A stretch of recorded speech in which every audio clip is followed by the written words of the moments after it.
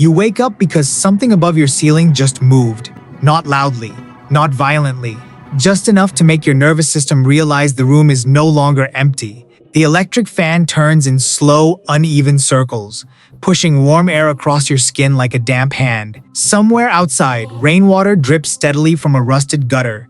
The sound should feel ordinary, familiar sove. Instead, every tiny noise in the room suddenly feels separated from the world around it. Like the house itself is holding its breath. You stare at the darkness above you. Nothing, just wooden beams, thin shadows, a faint crack running across the ceiling where moisture has swollen the old material over the years. Then you hear it again, scratch, a slow dragging sound directly overhead. Your brain immediately starts manufacturing excuses because that's what human beings do when fear arrives too early. Probably a rat, maybe a cat. Old houses make noises all the time. That explanation lasts exactly 7 seconds because the scratching stops and turns into breathing. Wet breathing, heavy breathing, the kind of breathing that sounds too deliberate to belong to an animal. The air changes next. A sour smell begins creeping through the room. Sharp, bitter, almost chemical. Vinegar, not strong enough to overwhelm the room, just enough to announce itself. And that's the moment your pulse starts misbehaving. You sit up slowly, eyes fixed on the ceiling, while the fan above spins with a tired clicking noise. The shadows move every time the blades rotate. For a second, you almost convince yourself the shape above you moved too. Then the insects outside go silent, completely silent. No crickets, no frogs, no distant dogs barking. Just the sound of your own breathing getting faster. You grab your phone and turn on the flashlight. The tiny beam shakes across the ceiling. Nothing there. Of course there isn't. Predators evolved because prey relies too heavily on eyesight. And unfortunately for you, this particular predator learned how to hunt from above. You lock the bedroom door. A decision that would feel intelligent if the thing outside actually needed doors. That's the problem with the Manananggal. It doesn't break into homes. It doesn't chase victims through forests. It doesn't stand dramatically at the foot of your bed like some bargain bin horror movie ghost desperately auditioning for attention. No. It waits above the ceiling, listening, smelling, learning your breathing patterns while you sleep.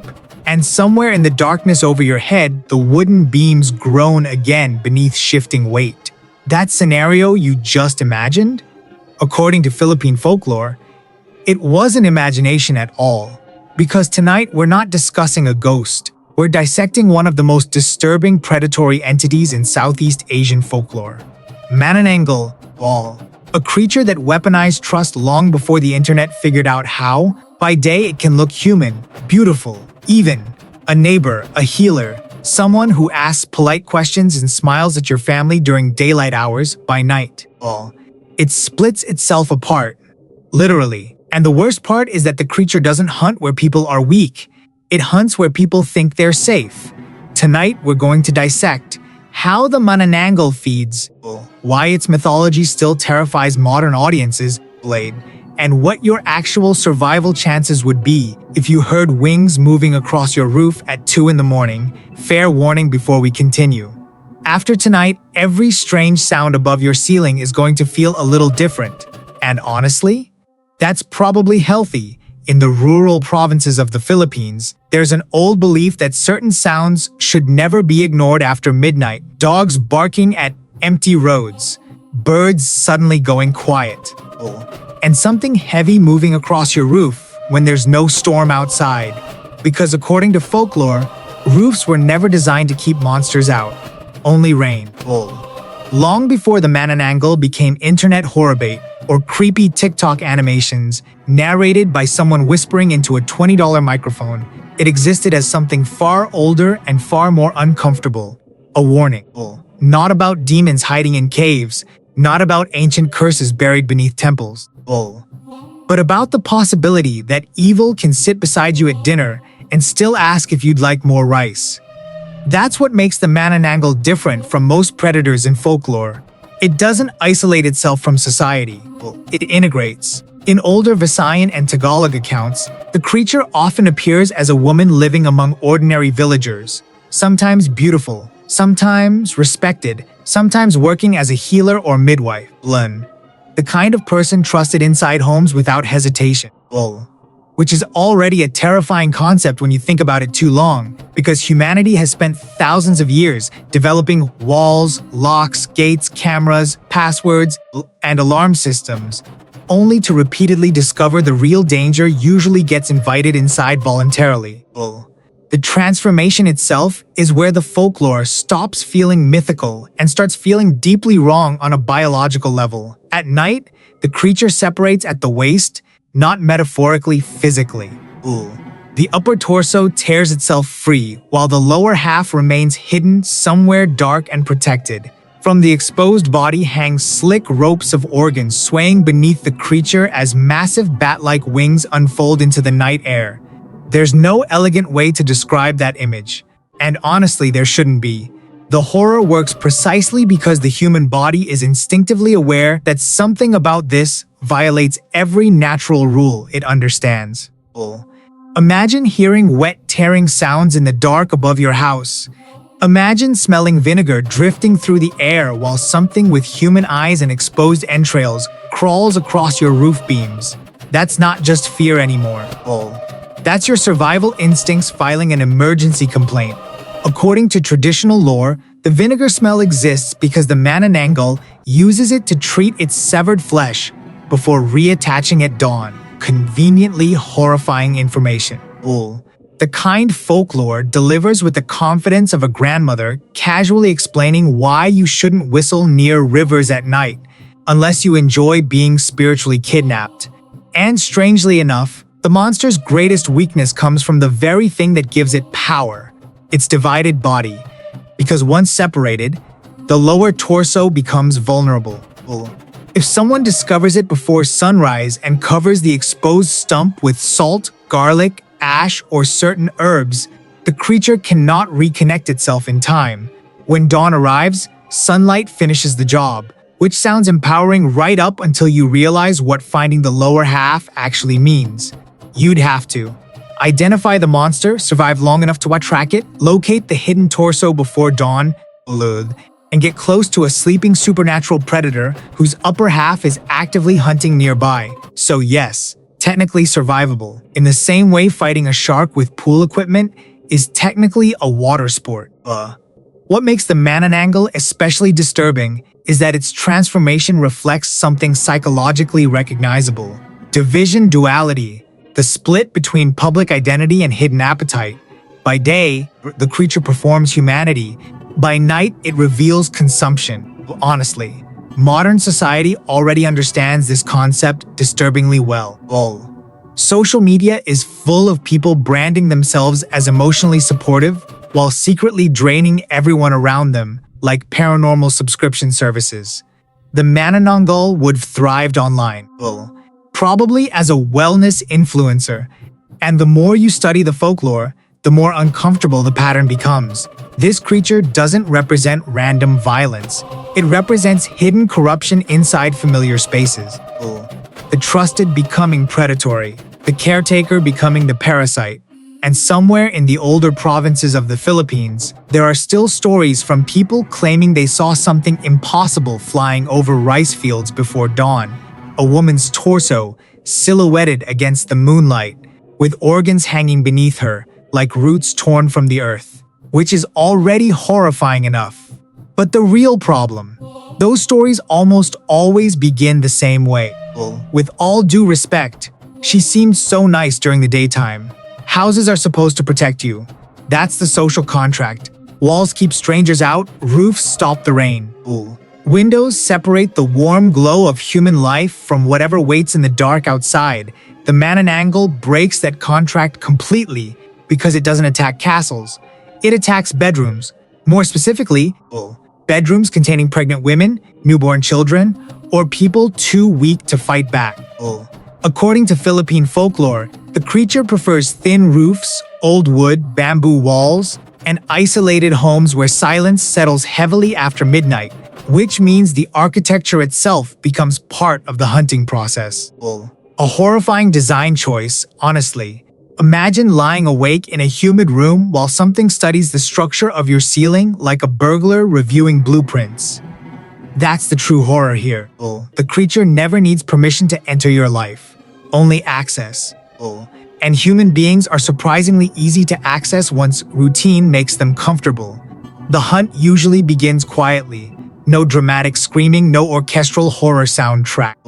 Just small abnormalities accumulating one after another until your instincts begin waving red flags your brain desperately tries to ignore. Dogs refuse to approach the house.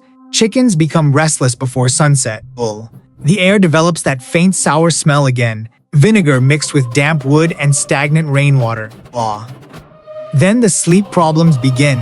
Victims described in older accounts often experience exhaustion, recurring nightmares, chest pressure, sudden weakness, and the sensation of waking up already terrified before understanding why. Modern audiences immediately label these symptoms sleep paralysis, anxiety disorders, night terrors, stress-related hallucinations, and to be fair, sometimes that explanation is correct. Unfortunately, folklore has always thrived inside the tiny gap between irrational fear and what if you're wrong. That gap is where the Manananggal lives rent-free. The feeding process itself is disturbingly intimate.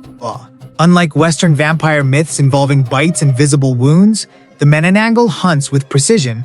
Its elongated tongue, often described as thin, tubular, and unnaturally flexible, slips through ceilings, windows, or cracks in walls while victims sleep beneath it. You don't feel claws.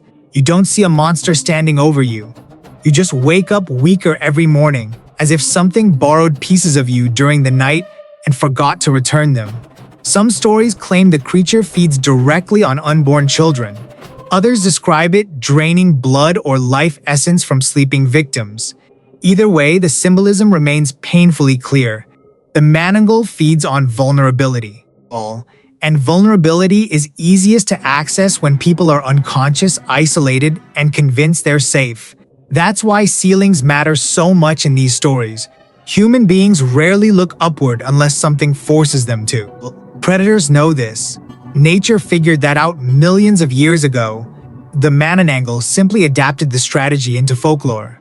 And the more you think about that, the more every unexplained sound above your room becomes psychologically irritating, especially after 2 in the morning. Especially when you live alone, especially when the scratching starts moving directly above your bed. At first, you tell yourself not to panic. Old houses settle at night. Wood expands. Animals move around. But then the sound stops exactly when you stop breathing, and suddenly your nervous system realizes something catastrophic. Whatever is above the ceiling is listening back. That's the moment prey instincts activate. Your skin tightens, your pulse accelerates, every sound becomes unnaturally sharp. You can hear the ceiling fan clicking. You can hear fabric shifting when you move. You can hear your own swallowing. And somewhere above you, something slowly crawls across the roof beams with patient, deliberate movement, not searching randomly, positioning itself. The terrifying part about the Manananggal is that it behaves less like a wild beast and more like an intelligent parasite. It studies patterns. It learns routines. It waits for the exact moment people become too exhausted to question what's happening around them, which frankly describes half the modern workforce already. But folklore takes the idea further, because eventually, victims begin noticing impossible details during daylight hours.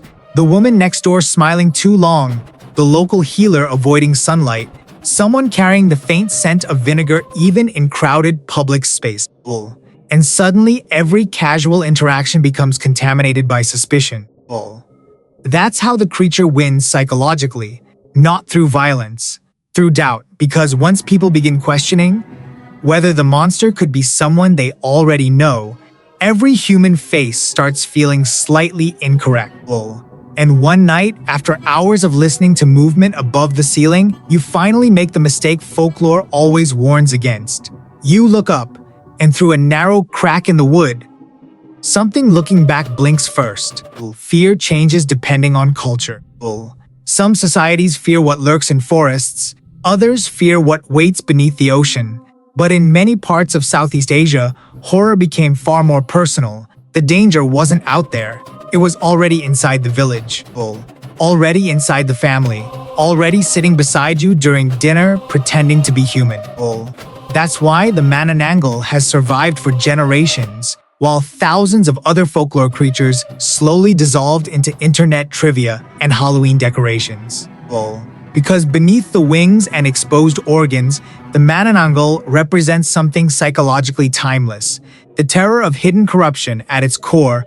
This creature is built around betrayal, not random violence, not animal instinct. Betrayal. In many traditional stories, the Manananggal isn't born evil in the simplistic movie monster sense.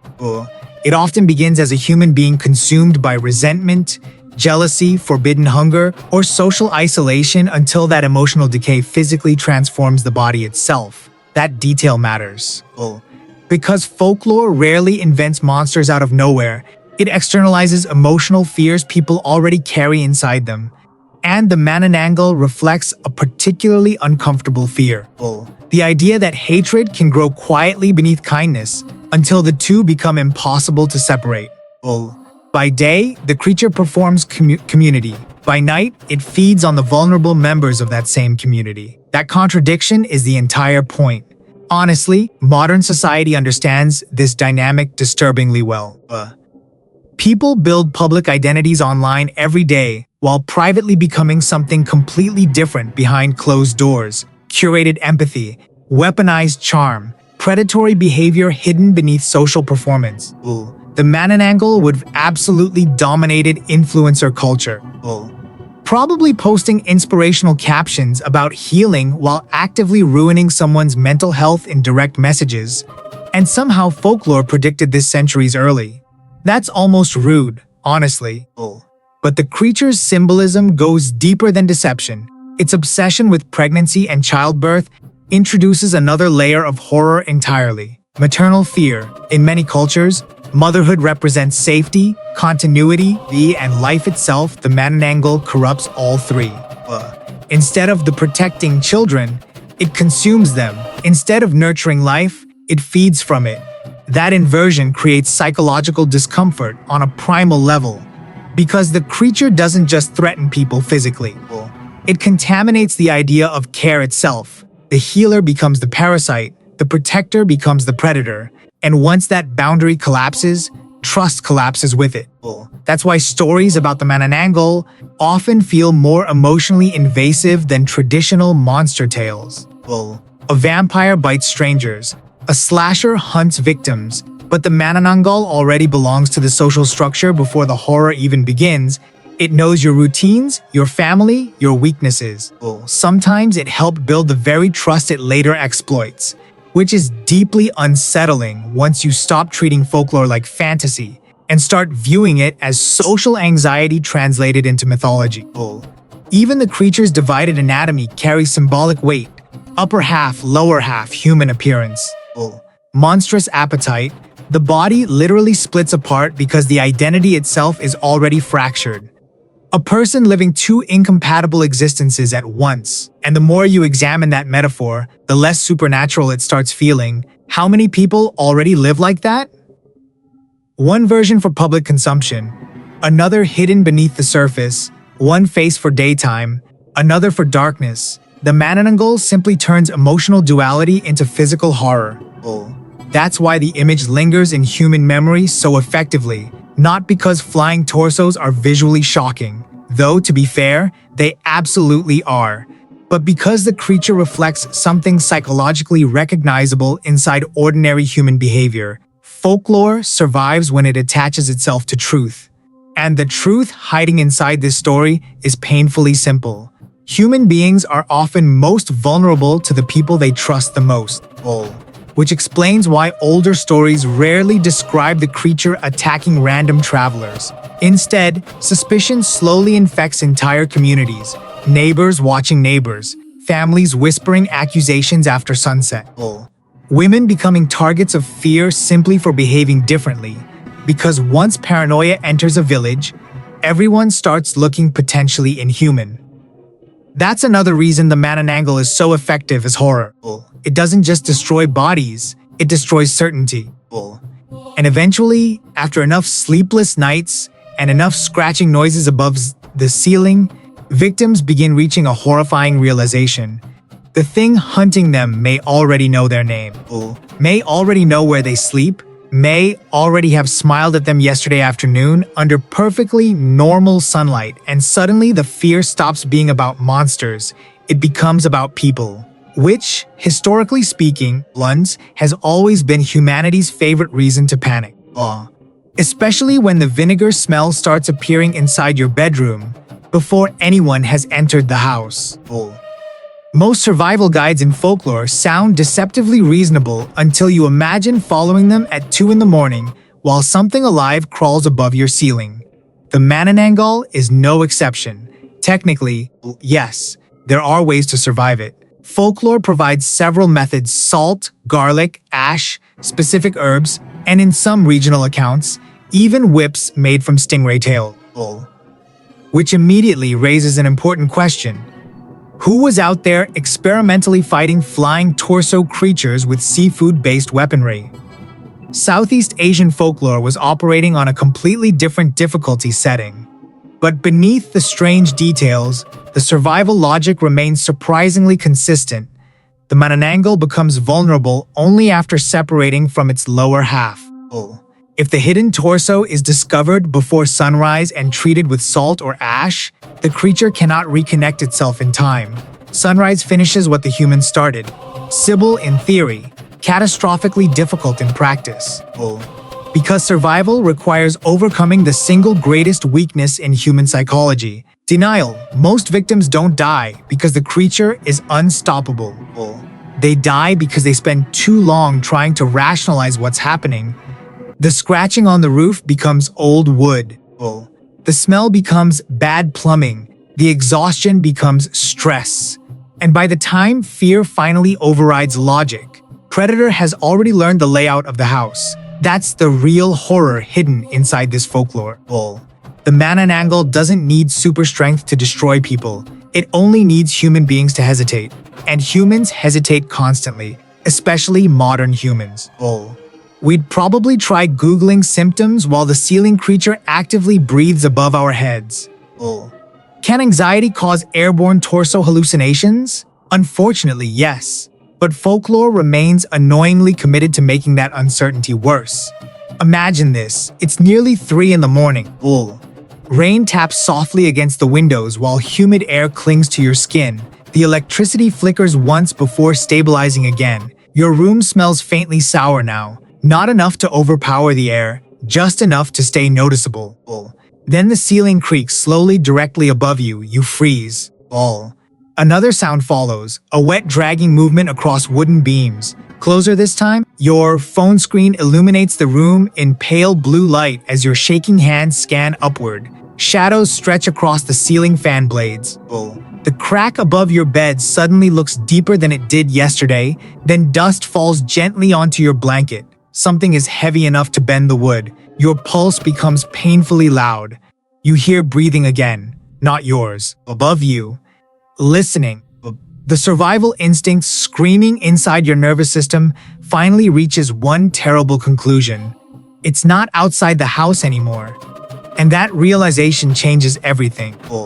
Because once prey understands the predator has already crossed the boundary, panic starts replacing reason. That's usually the moment people make fatal mistakes. Running blindly, screaming, freezing, or looking directly upward for too long.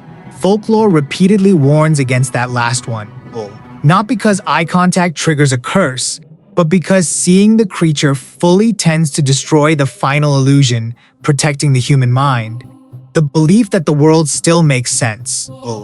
A flying woman split open at the waist, with exposed organs hanging beneath beating wings, does something irreversible to a person psychologically. After that image enters your brain, ordinary life struggles to feel convincing again. And honestly, that might be the cruelest part of the Manananggal. Even survivors don't really escape it. They continue listening to ceilings, questioning neighbors, watching rooftops after dark, waiting for the vinegar smell to return. Which brings us to the final question. What are your actual chances of survival, realistically? About 28%. Not because the creature is invincible, but because most people would never recognize the danger until far too late. Human beings are biologically programmed to normalize familiar environments. Even when those environments are actively betraying them, your house feels safe because your brain needs it to feel safe. The Manananggal exploits that instinct perfectly. So, if you ever wake up in the middle of the night and hear movement crawling slowly above your ceiling, don't panic immediately. Listen first, pay attention to the silence outside, the smell in the room, the rhythm of the scratching. And if something above you suddenly stops moving the exact moment you stop breathing, well, that probably means it heard you too. Seem carefully tonight. Some things prefer hunting where people dream. Stay safe out there, or at least quieter than the person in the room above you.